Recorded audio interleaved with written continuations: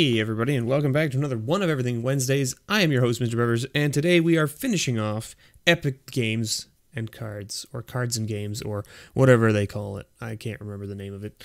I don't have the business card, unfortunately. Like I explained in the first video, for some reason, I'm pretty sure I had a business card from them, and I just don't know where it went. So I have no idea where it ended up. But anyway, the link below in the description for their store and their website and all that good stuff.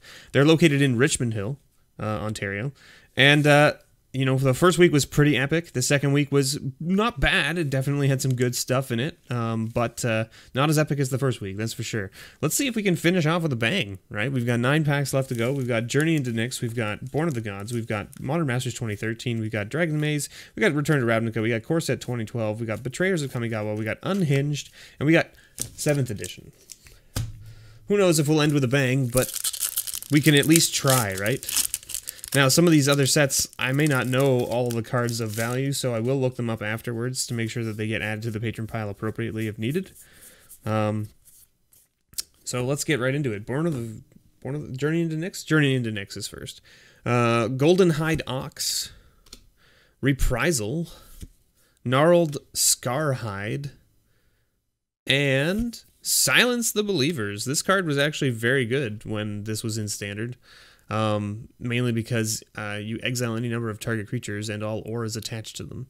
And it was, you pay 4 to exile something, right? Just like Vraska's Contempt, 4 mana, exile something, but it also exiles all of the enchantments.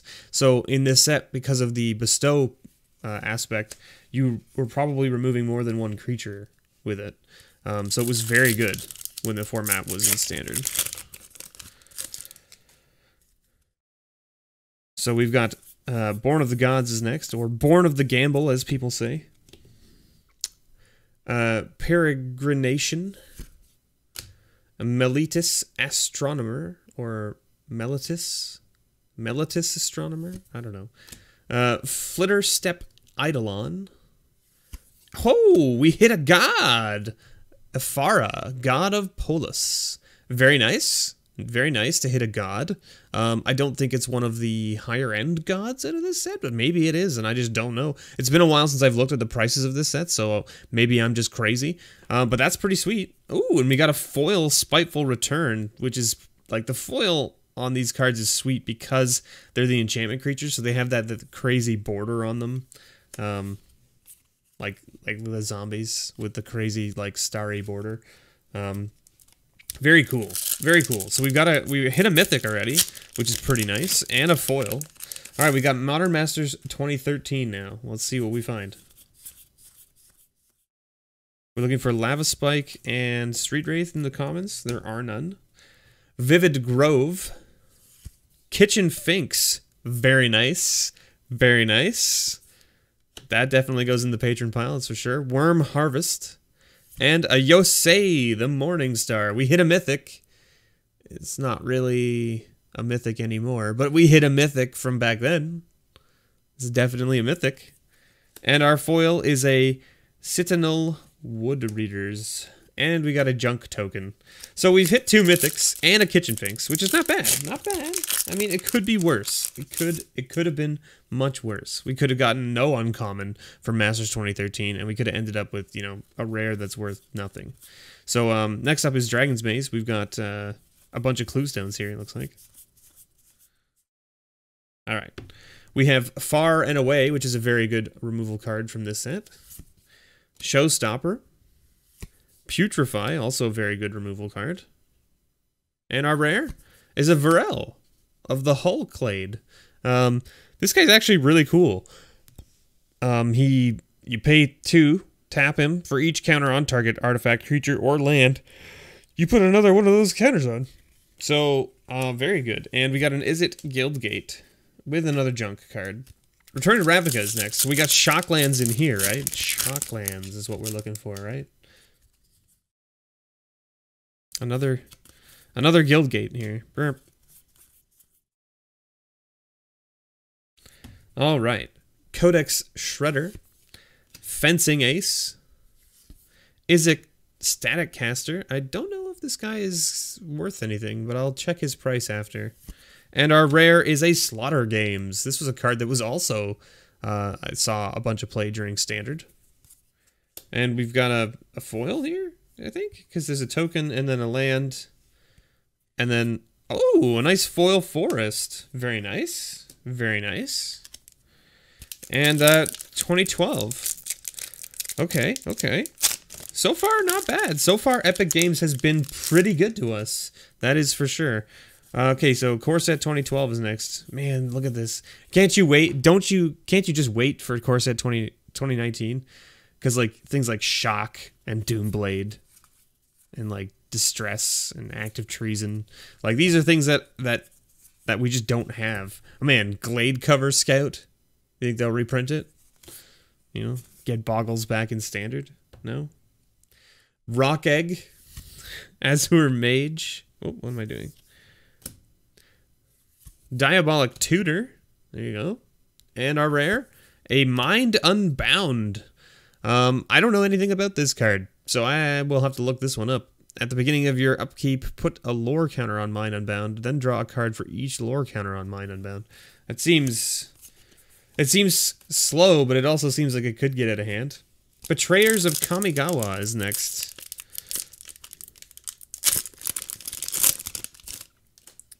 Alright, what do we find?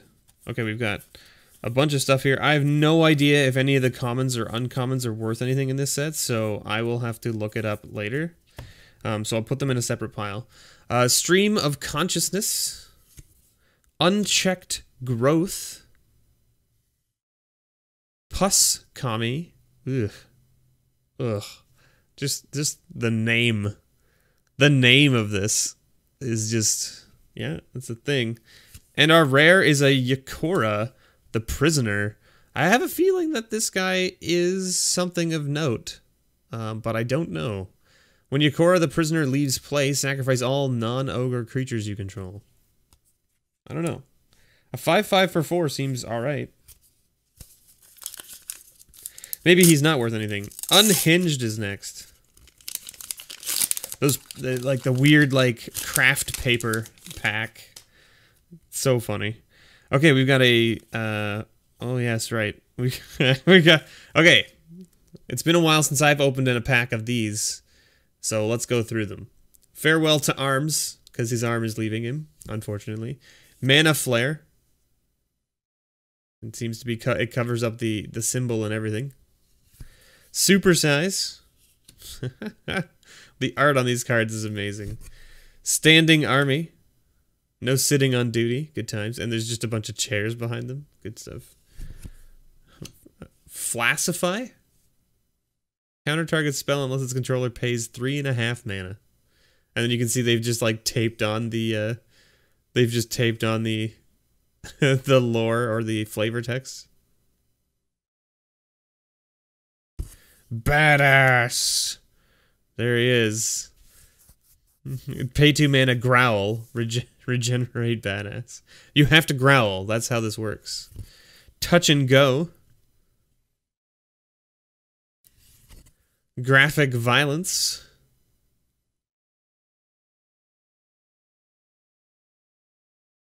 There you go. Warning, the Dominarian Surgeon General has found that savage beatings can lead to chump blocks, life reduction, and even game loss. But it's you know, it's on point. Dominaria, right? Dominarian. Fascist art director.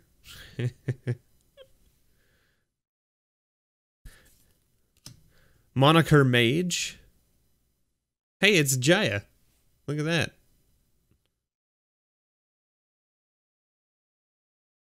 Why is she on a blue card? My God. Alright, our first uncommon. Stone Cold Basilisk. Look at this card. They made it look like stone, which is hilarious. Ridiculous. Oh, we got one of these weird ones. Mouth to mouth. So this is like the, one of those weird circle arts. And you can see it, so it bleeds past the border edge. See? The circle goes past the border edge, which is kind of neat. And also there's this fish down here that's over across the border as well. Face to face. And our rare. Oh, not our rare. The island first. Look at how sweet that looks. Man, these lands are just hot. Amazing. So that's going to go in the patron pile for sure. And we've got a Enter the Dungeon as our rare. Players play a magic subgame under the table, starting at 5 life, using their libraries as their decks. After the subgame ends, the winner searches his or her library for 2 cards, puts those cards into his or her hand, then shuffles his or her library. But you got to play the subgame under the table. Under the table. So there you go. All right. Last but not least, 7th edition. I know that was a little bit slower than most of these other cards have been because I wanted to read through the unhinged cards because I haven't seen them in forever. Razorfoot Griffin. The white border cards. Here you go, everybody. Sleight of Hand is actually a good common from 7th edition. It's worth a couple bucks, I believe, if I'm not mistaken. Opportunity. Everyone knows Opportunity. Findhorn Elves. And Fugue. A rare. Early Harvest. Target player untaps all basic lands he or she controls for 3 mana instant speed. Holy moly! This is 7th edition, so we got a sweet foil black bordered 7th edition land because it would have been a white bordered land had it not been foil. How about that? That's pretty cool. Wow. Man, even 7th edition coming out strong. Sleight of Hand, which is a very good common from 7th edition.